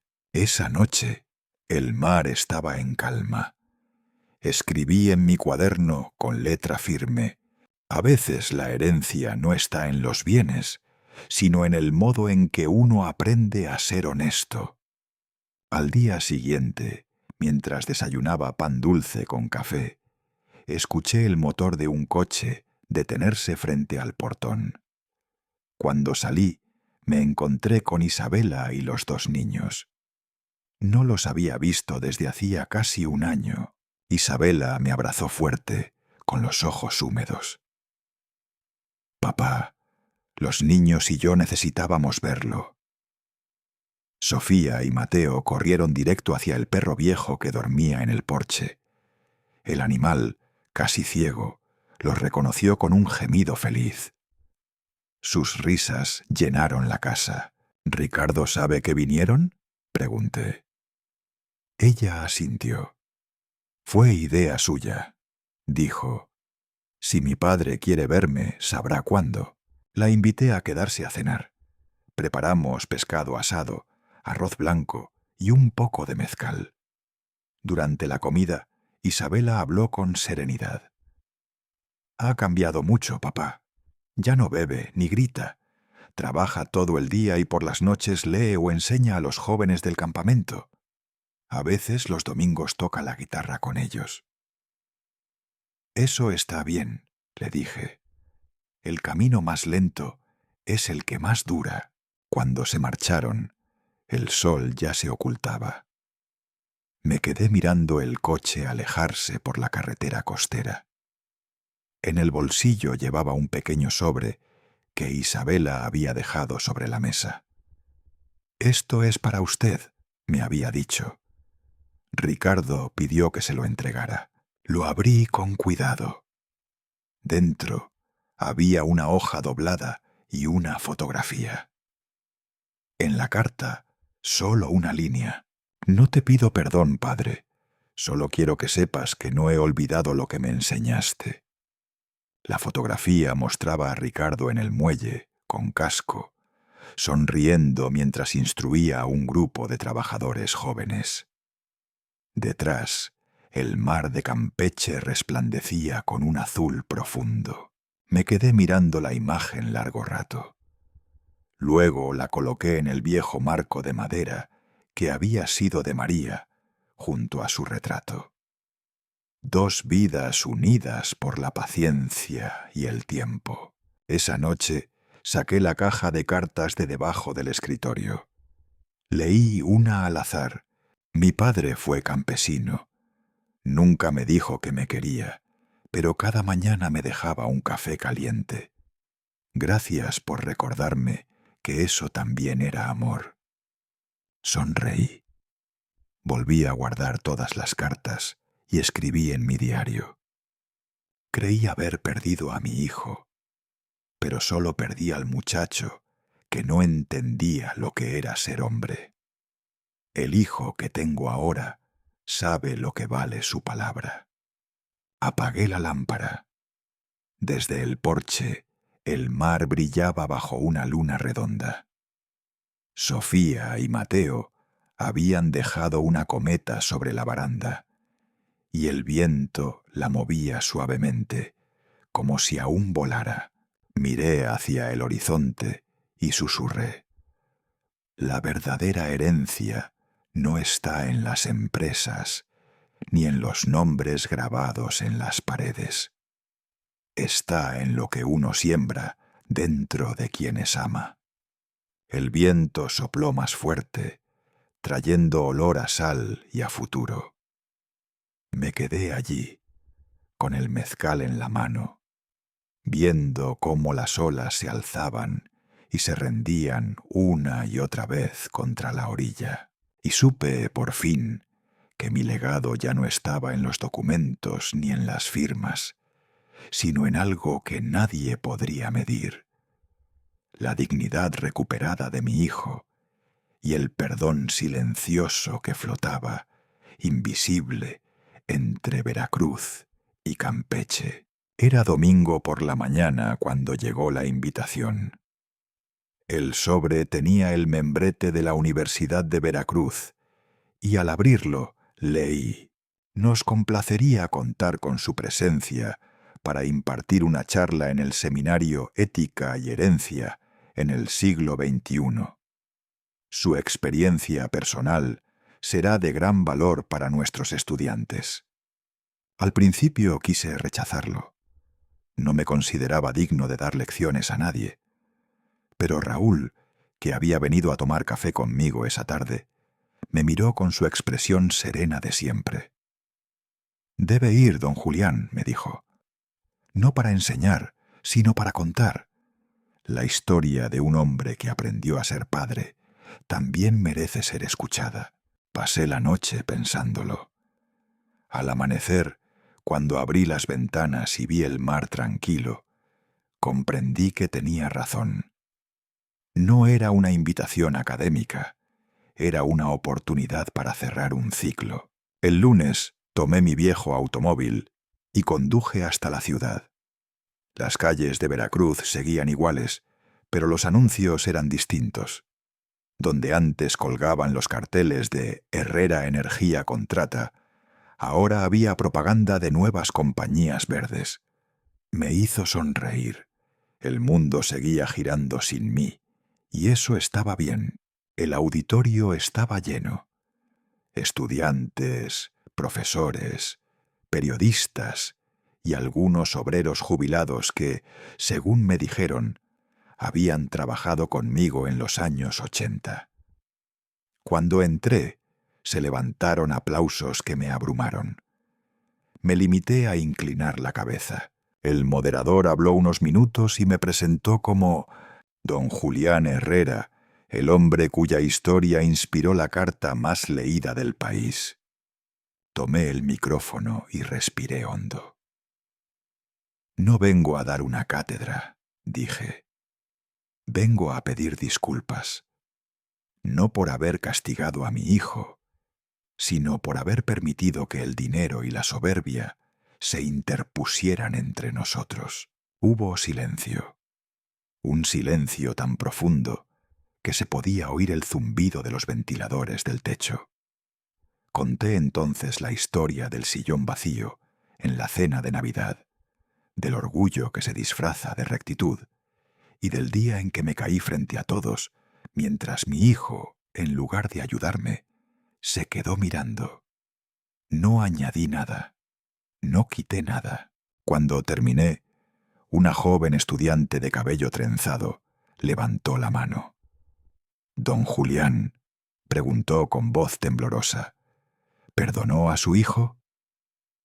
Sonreí. «El perdón no se firma ni se anuncia», respondí. «Se siente cuando el amor vuelve, sin exigir nada a cambio». El público guardó silencio unos segundos. Y luego los aplausos sonaron, no fuertes, sino largos, sinceros. Después del evento, varias personas se acercaron a estrecharme la mano. Un periodista joven, con una grabadora, me preguntó: ¿Sabe dónde está ahora Ricardo Herrera? Sí, dije, mirando hacia la ventana. En el lugar donde se aprende a empezar de nuevo. Campeche. 3 días más tarde, Julio me llamó desde allá. Su voz sonaba animada. Don Julián, no va a creerlo. Pemex acaba de ofrecerle a Ricardo un puesto como asesor en seguridad industrial. Quieren recuperar la reputación de la antigua Herrera Energía con un nombre nuevo. Me quedé callado unos segundos. La reputación no necesita ser restaurada, Julio, le dije finalmente. Mientras el hombre que la forjó viva con decencia, el nombre ya está limpio. Él rió satisfecho. Tiene razón, pero igual debería sentirse orgulloso. Una semana después, el cartero me entregó un paquete de madera, sellado con cuidado y con remitente de Campeche. Al abrirlo, encontré un casco petrolero viejo, cubierto de arañazos, con una inscripción grabada a mano. Para el verdadero fundador, con cariño, Ricardo. Lo sostuve entre las manos durante mucho rato. Pasé los dedos por las marcas de desgaste, recordando el primer día que me lo puse, cuando el viento del Golfo olía a futuro y a combustible crudo. Lo coloqué en el pequeño altar del salón, junto al retrato de María y la copia enmarcada de carta a mi padre. Esa noche encendí la radio. El locutor leía una cita de mi conferencia. El padre no necesita hablar mucho, solo mantenerse firme para que el hijo sepa hacia dónde caminar. Apagué las luces y dejé que la vela parpadeara. En la pared, la sombra del casco y la del retrato parecían mirarse, como si el pasado y el presente se reconocieran al fin. «Don Julián», dijo la voz de Lupe desde la puerta. «Hay alguien esperándolo en la entrada». «¿A esta hora?», pregunté. «Sí, dice que es familia». Salí al porche. Bajo la luz amarillenta del farol estaba Ricardo, más delgado, moreno, con el cabello despeinado por el viento del mar. Llevaba un uniforme de trabajo azul y un gorro en la mano. «No quiero interrumpir», dijo. «Solo vine a saludar. No traigo excusas ni discursos». Me acerqué despacio. «Y yo no necesito escuchar disculpas», respondí. Nos quedamos unos segundos mirándonos, sin decir nada. Luego le hice una seña hacia las sillas del porche. «Siéntate». Le serví mezcal, aunque él pidió agua. El silencio no era incómodo. Era el mismo silencio que antes nos separaba, pero ahora nos unía. «He decidido volver a Veracruz», dijo después de un rato. Me ofrecieron coordinar programas de seguridad en el sindicato. Ya no quiero perseguir grandes proyectos. Prefiero trabajar cerca de la gente. «Haz lo que te dé paz, hijo.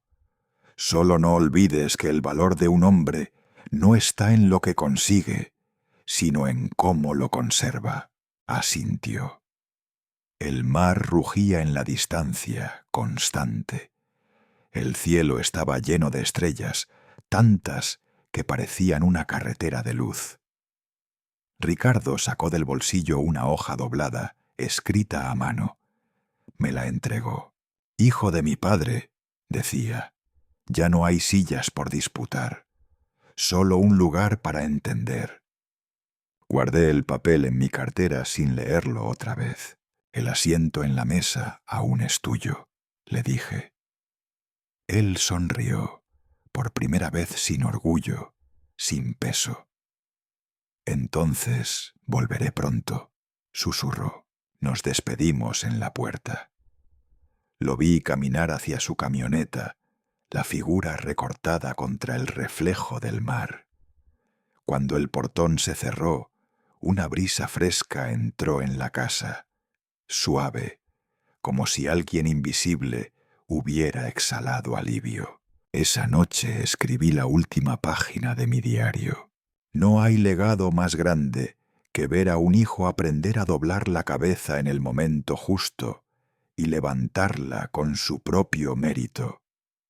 La herencia del padre no son las acciones ni los edificios, sino la huella invisible que deja en la conciencia del hijo.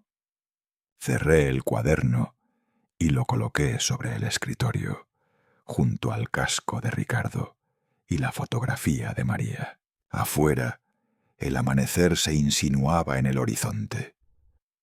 El mar parecía un espejo y el aire tenía ese olor limpio que solo existe cuando todo ha sido perdonado. Oí los gallos del vecindario, el murmullo de las barcas que salían a pescar, y por un momento sentí que el mundo seguía su curso, simple y hermoso. Miré hacia el mar y murmuré: el Padre enseña mientras está vivo, pero su verdadera lección comienza cuando aprende a soltar. Me levanté, abrí las ventanas y dejé que el primer rayo del día entrara en la casa. La luz tocó el retrato de mi esposa, el casco de mi hijo y mi diario cerrado. 3 generaciones en una misma claridad. Respiré hondo, sonreí y pensé: el mundo, después de todo, sigue siendo un lugar hermoso cuando un hombre finalmente aprende a ser padre.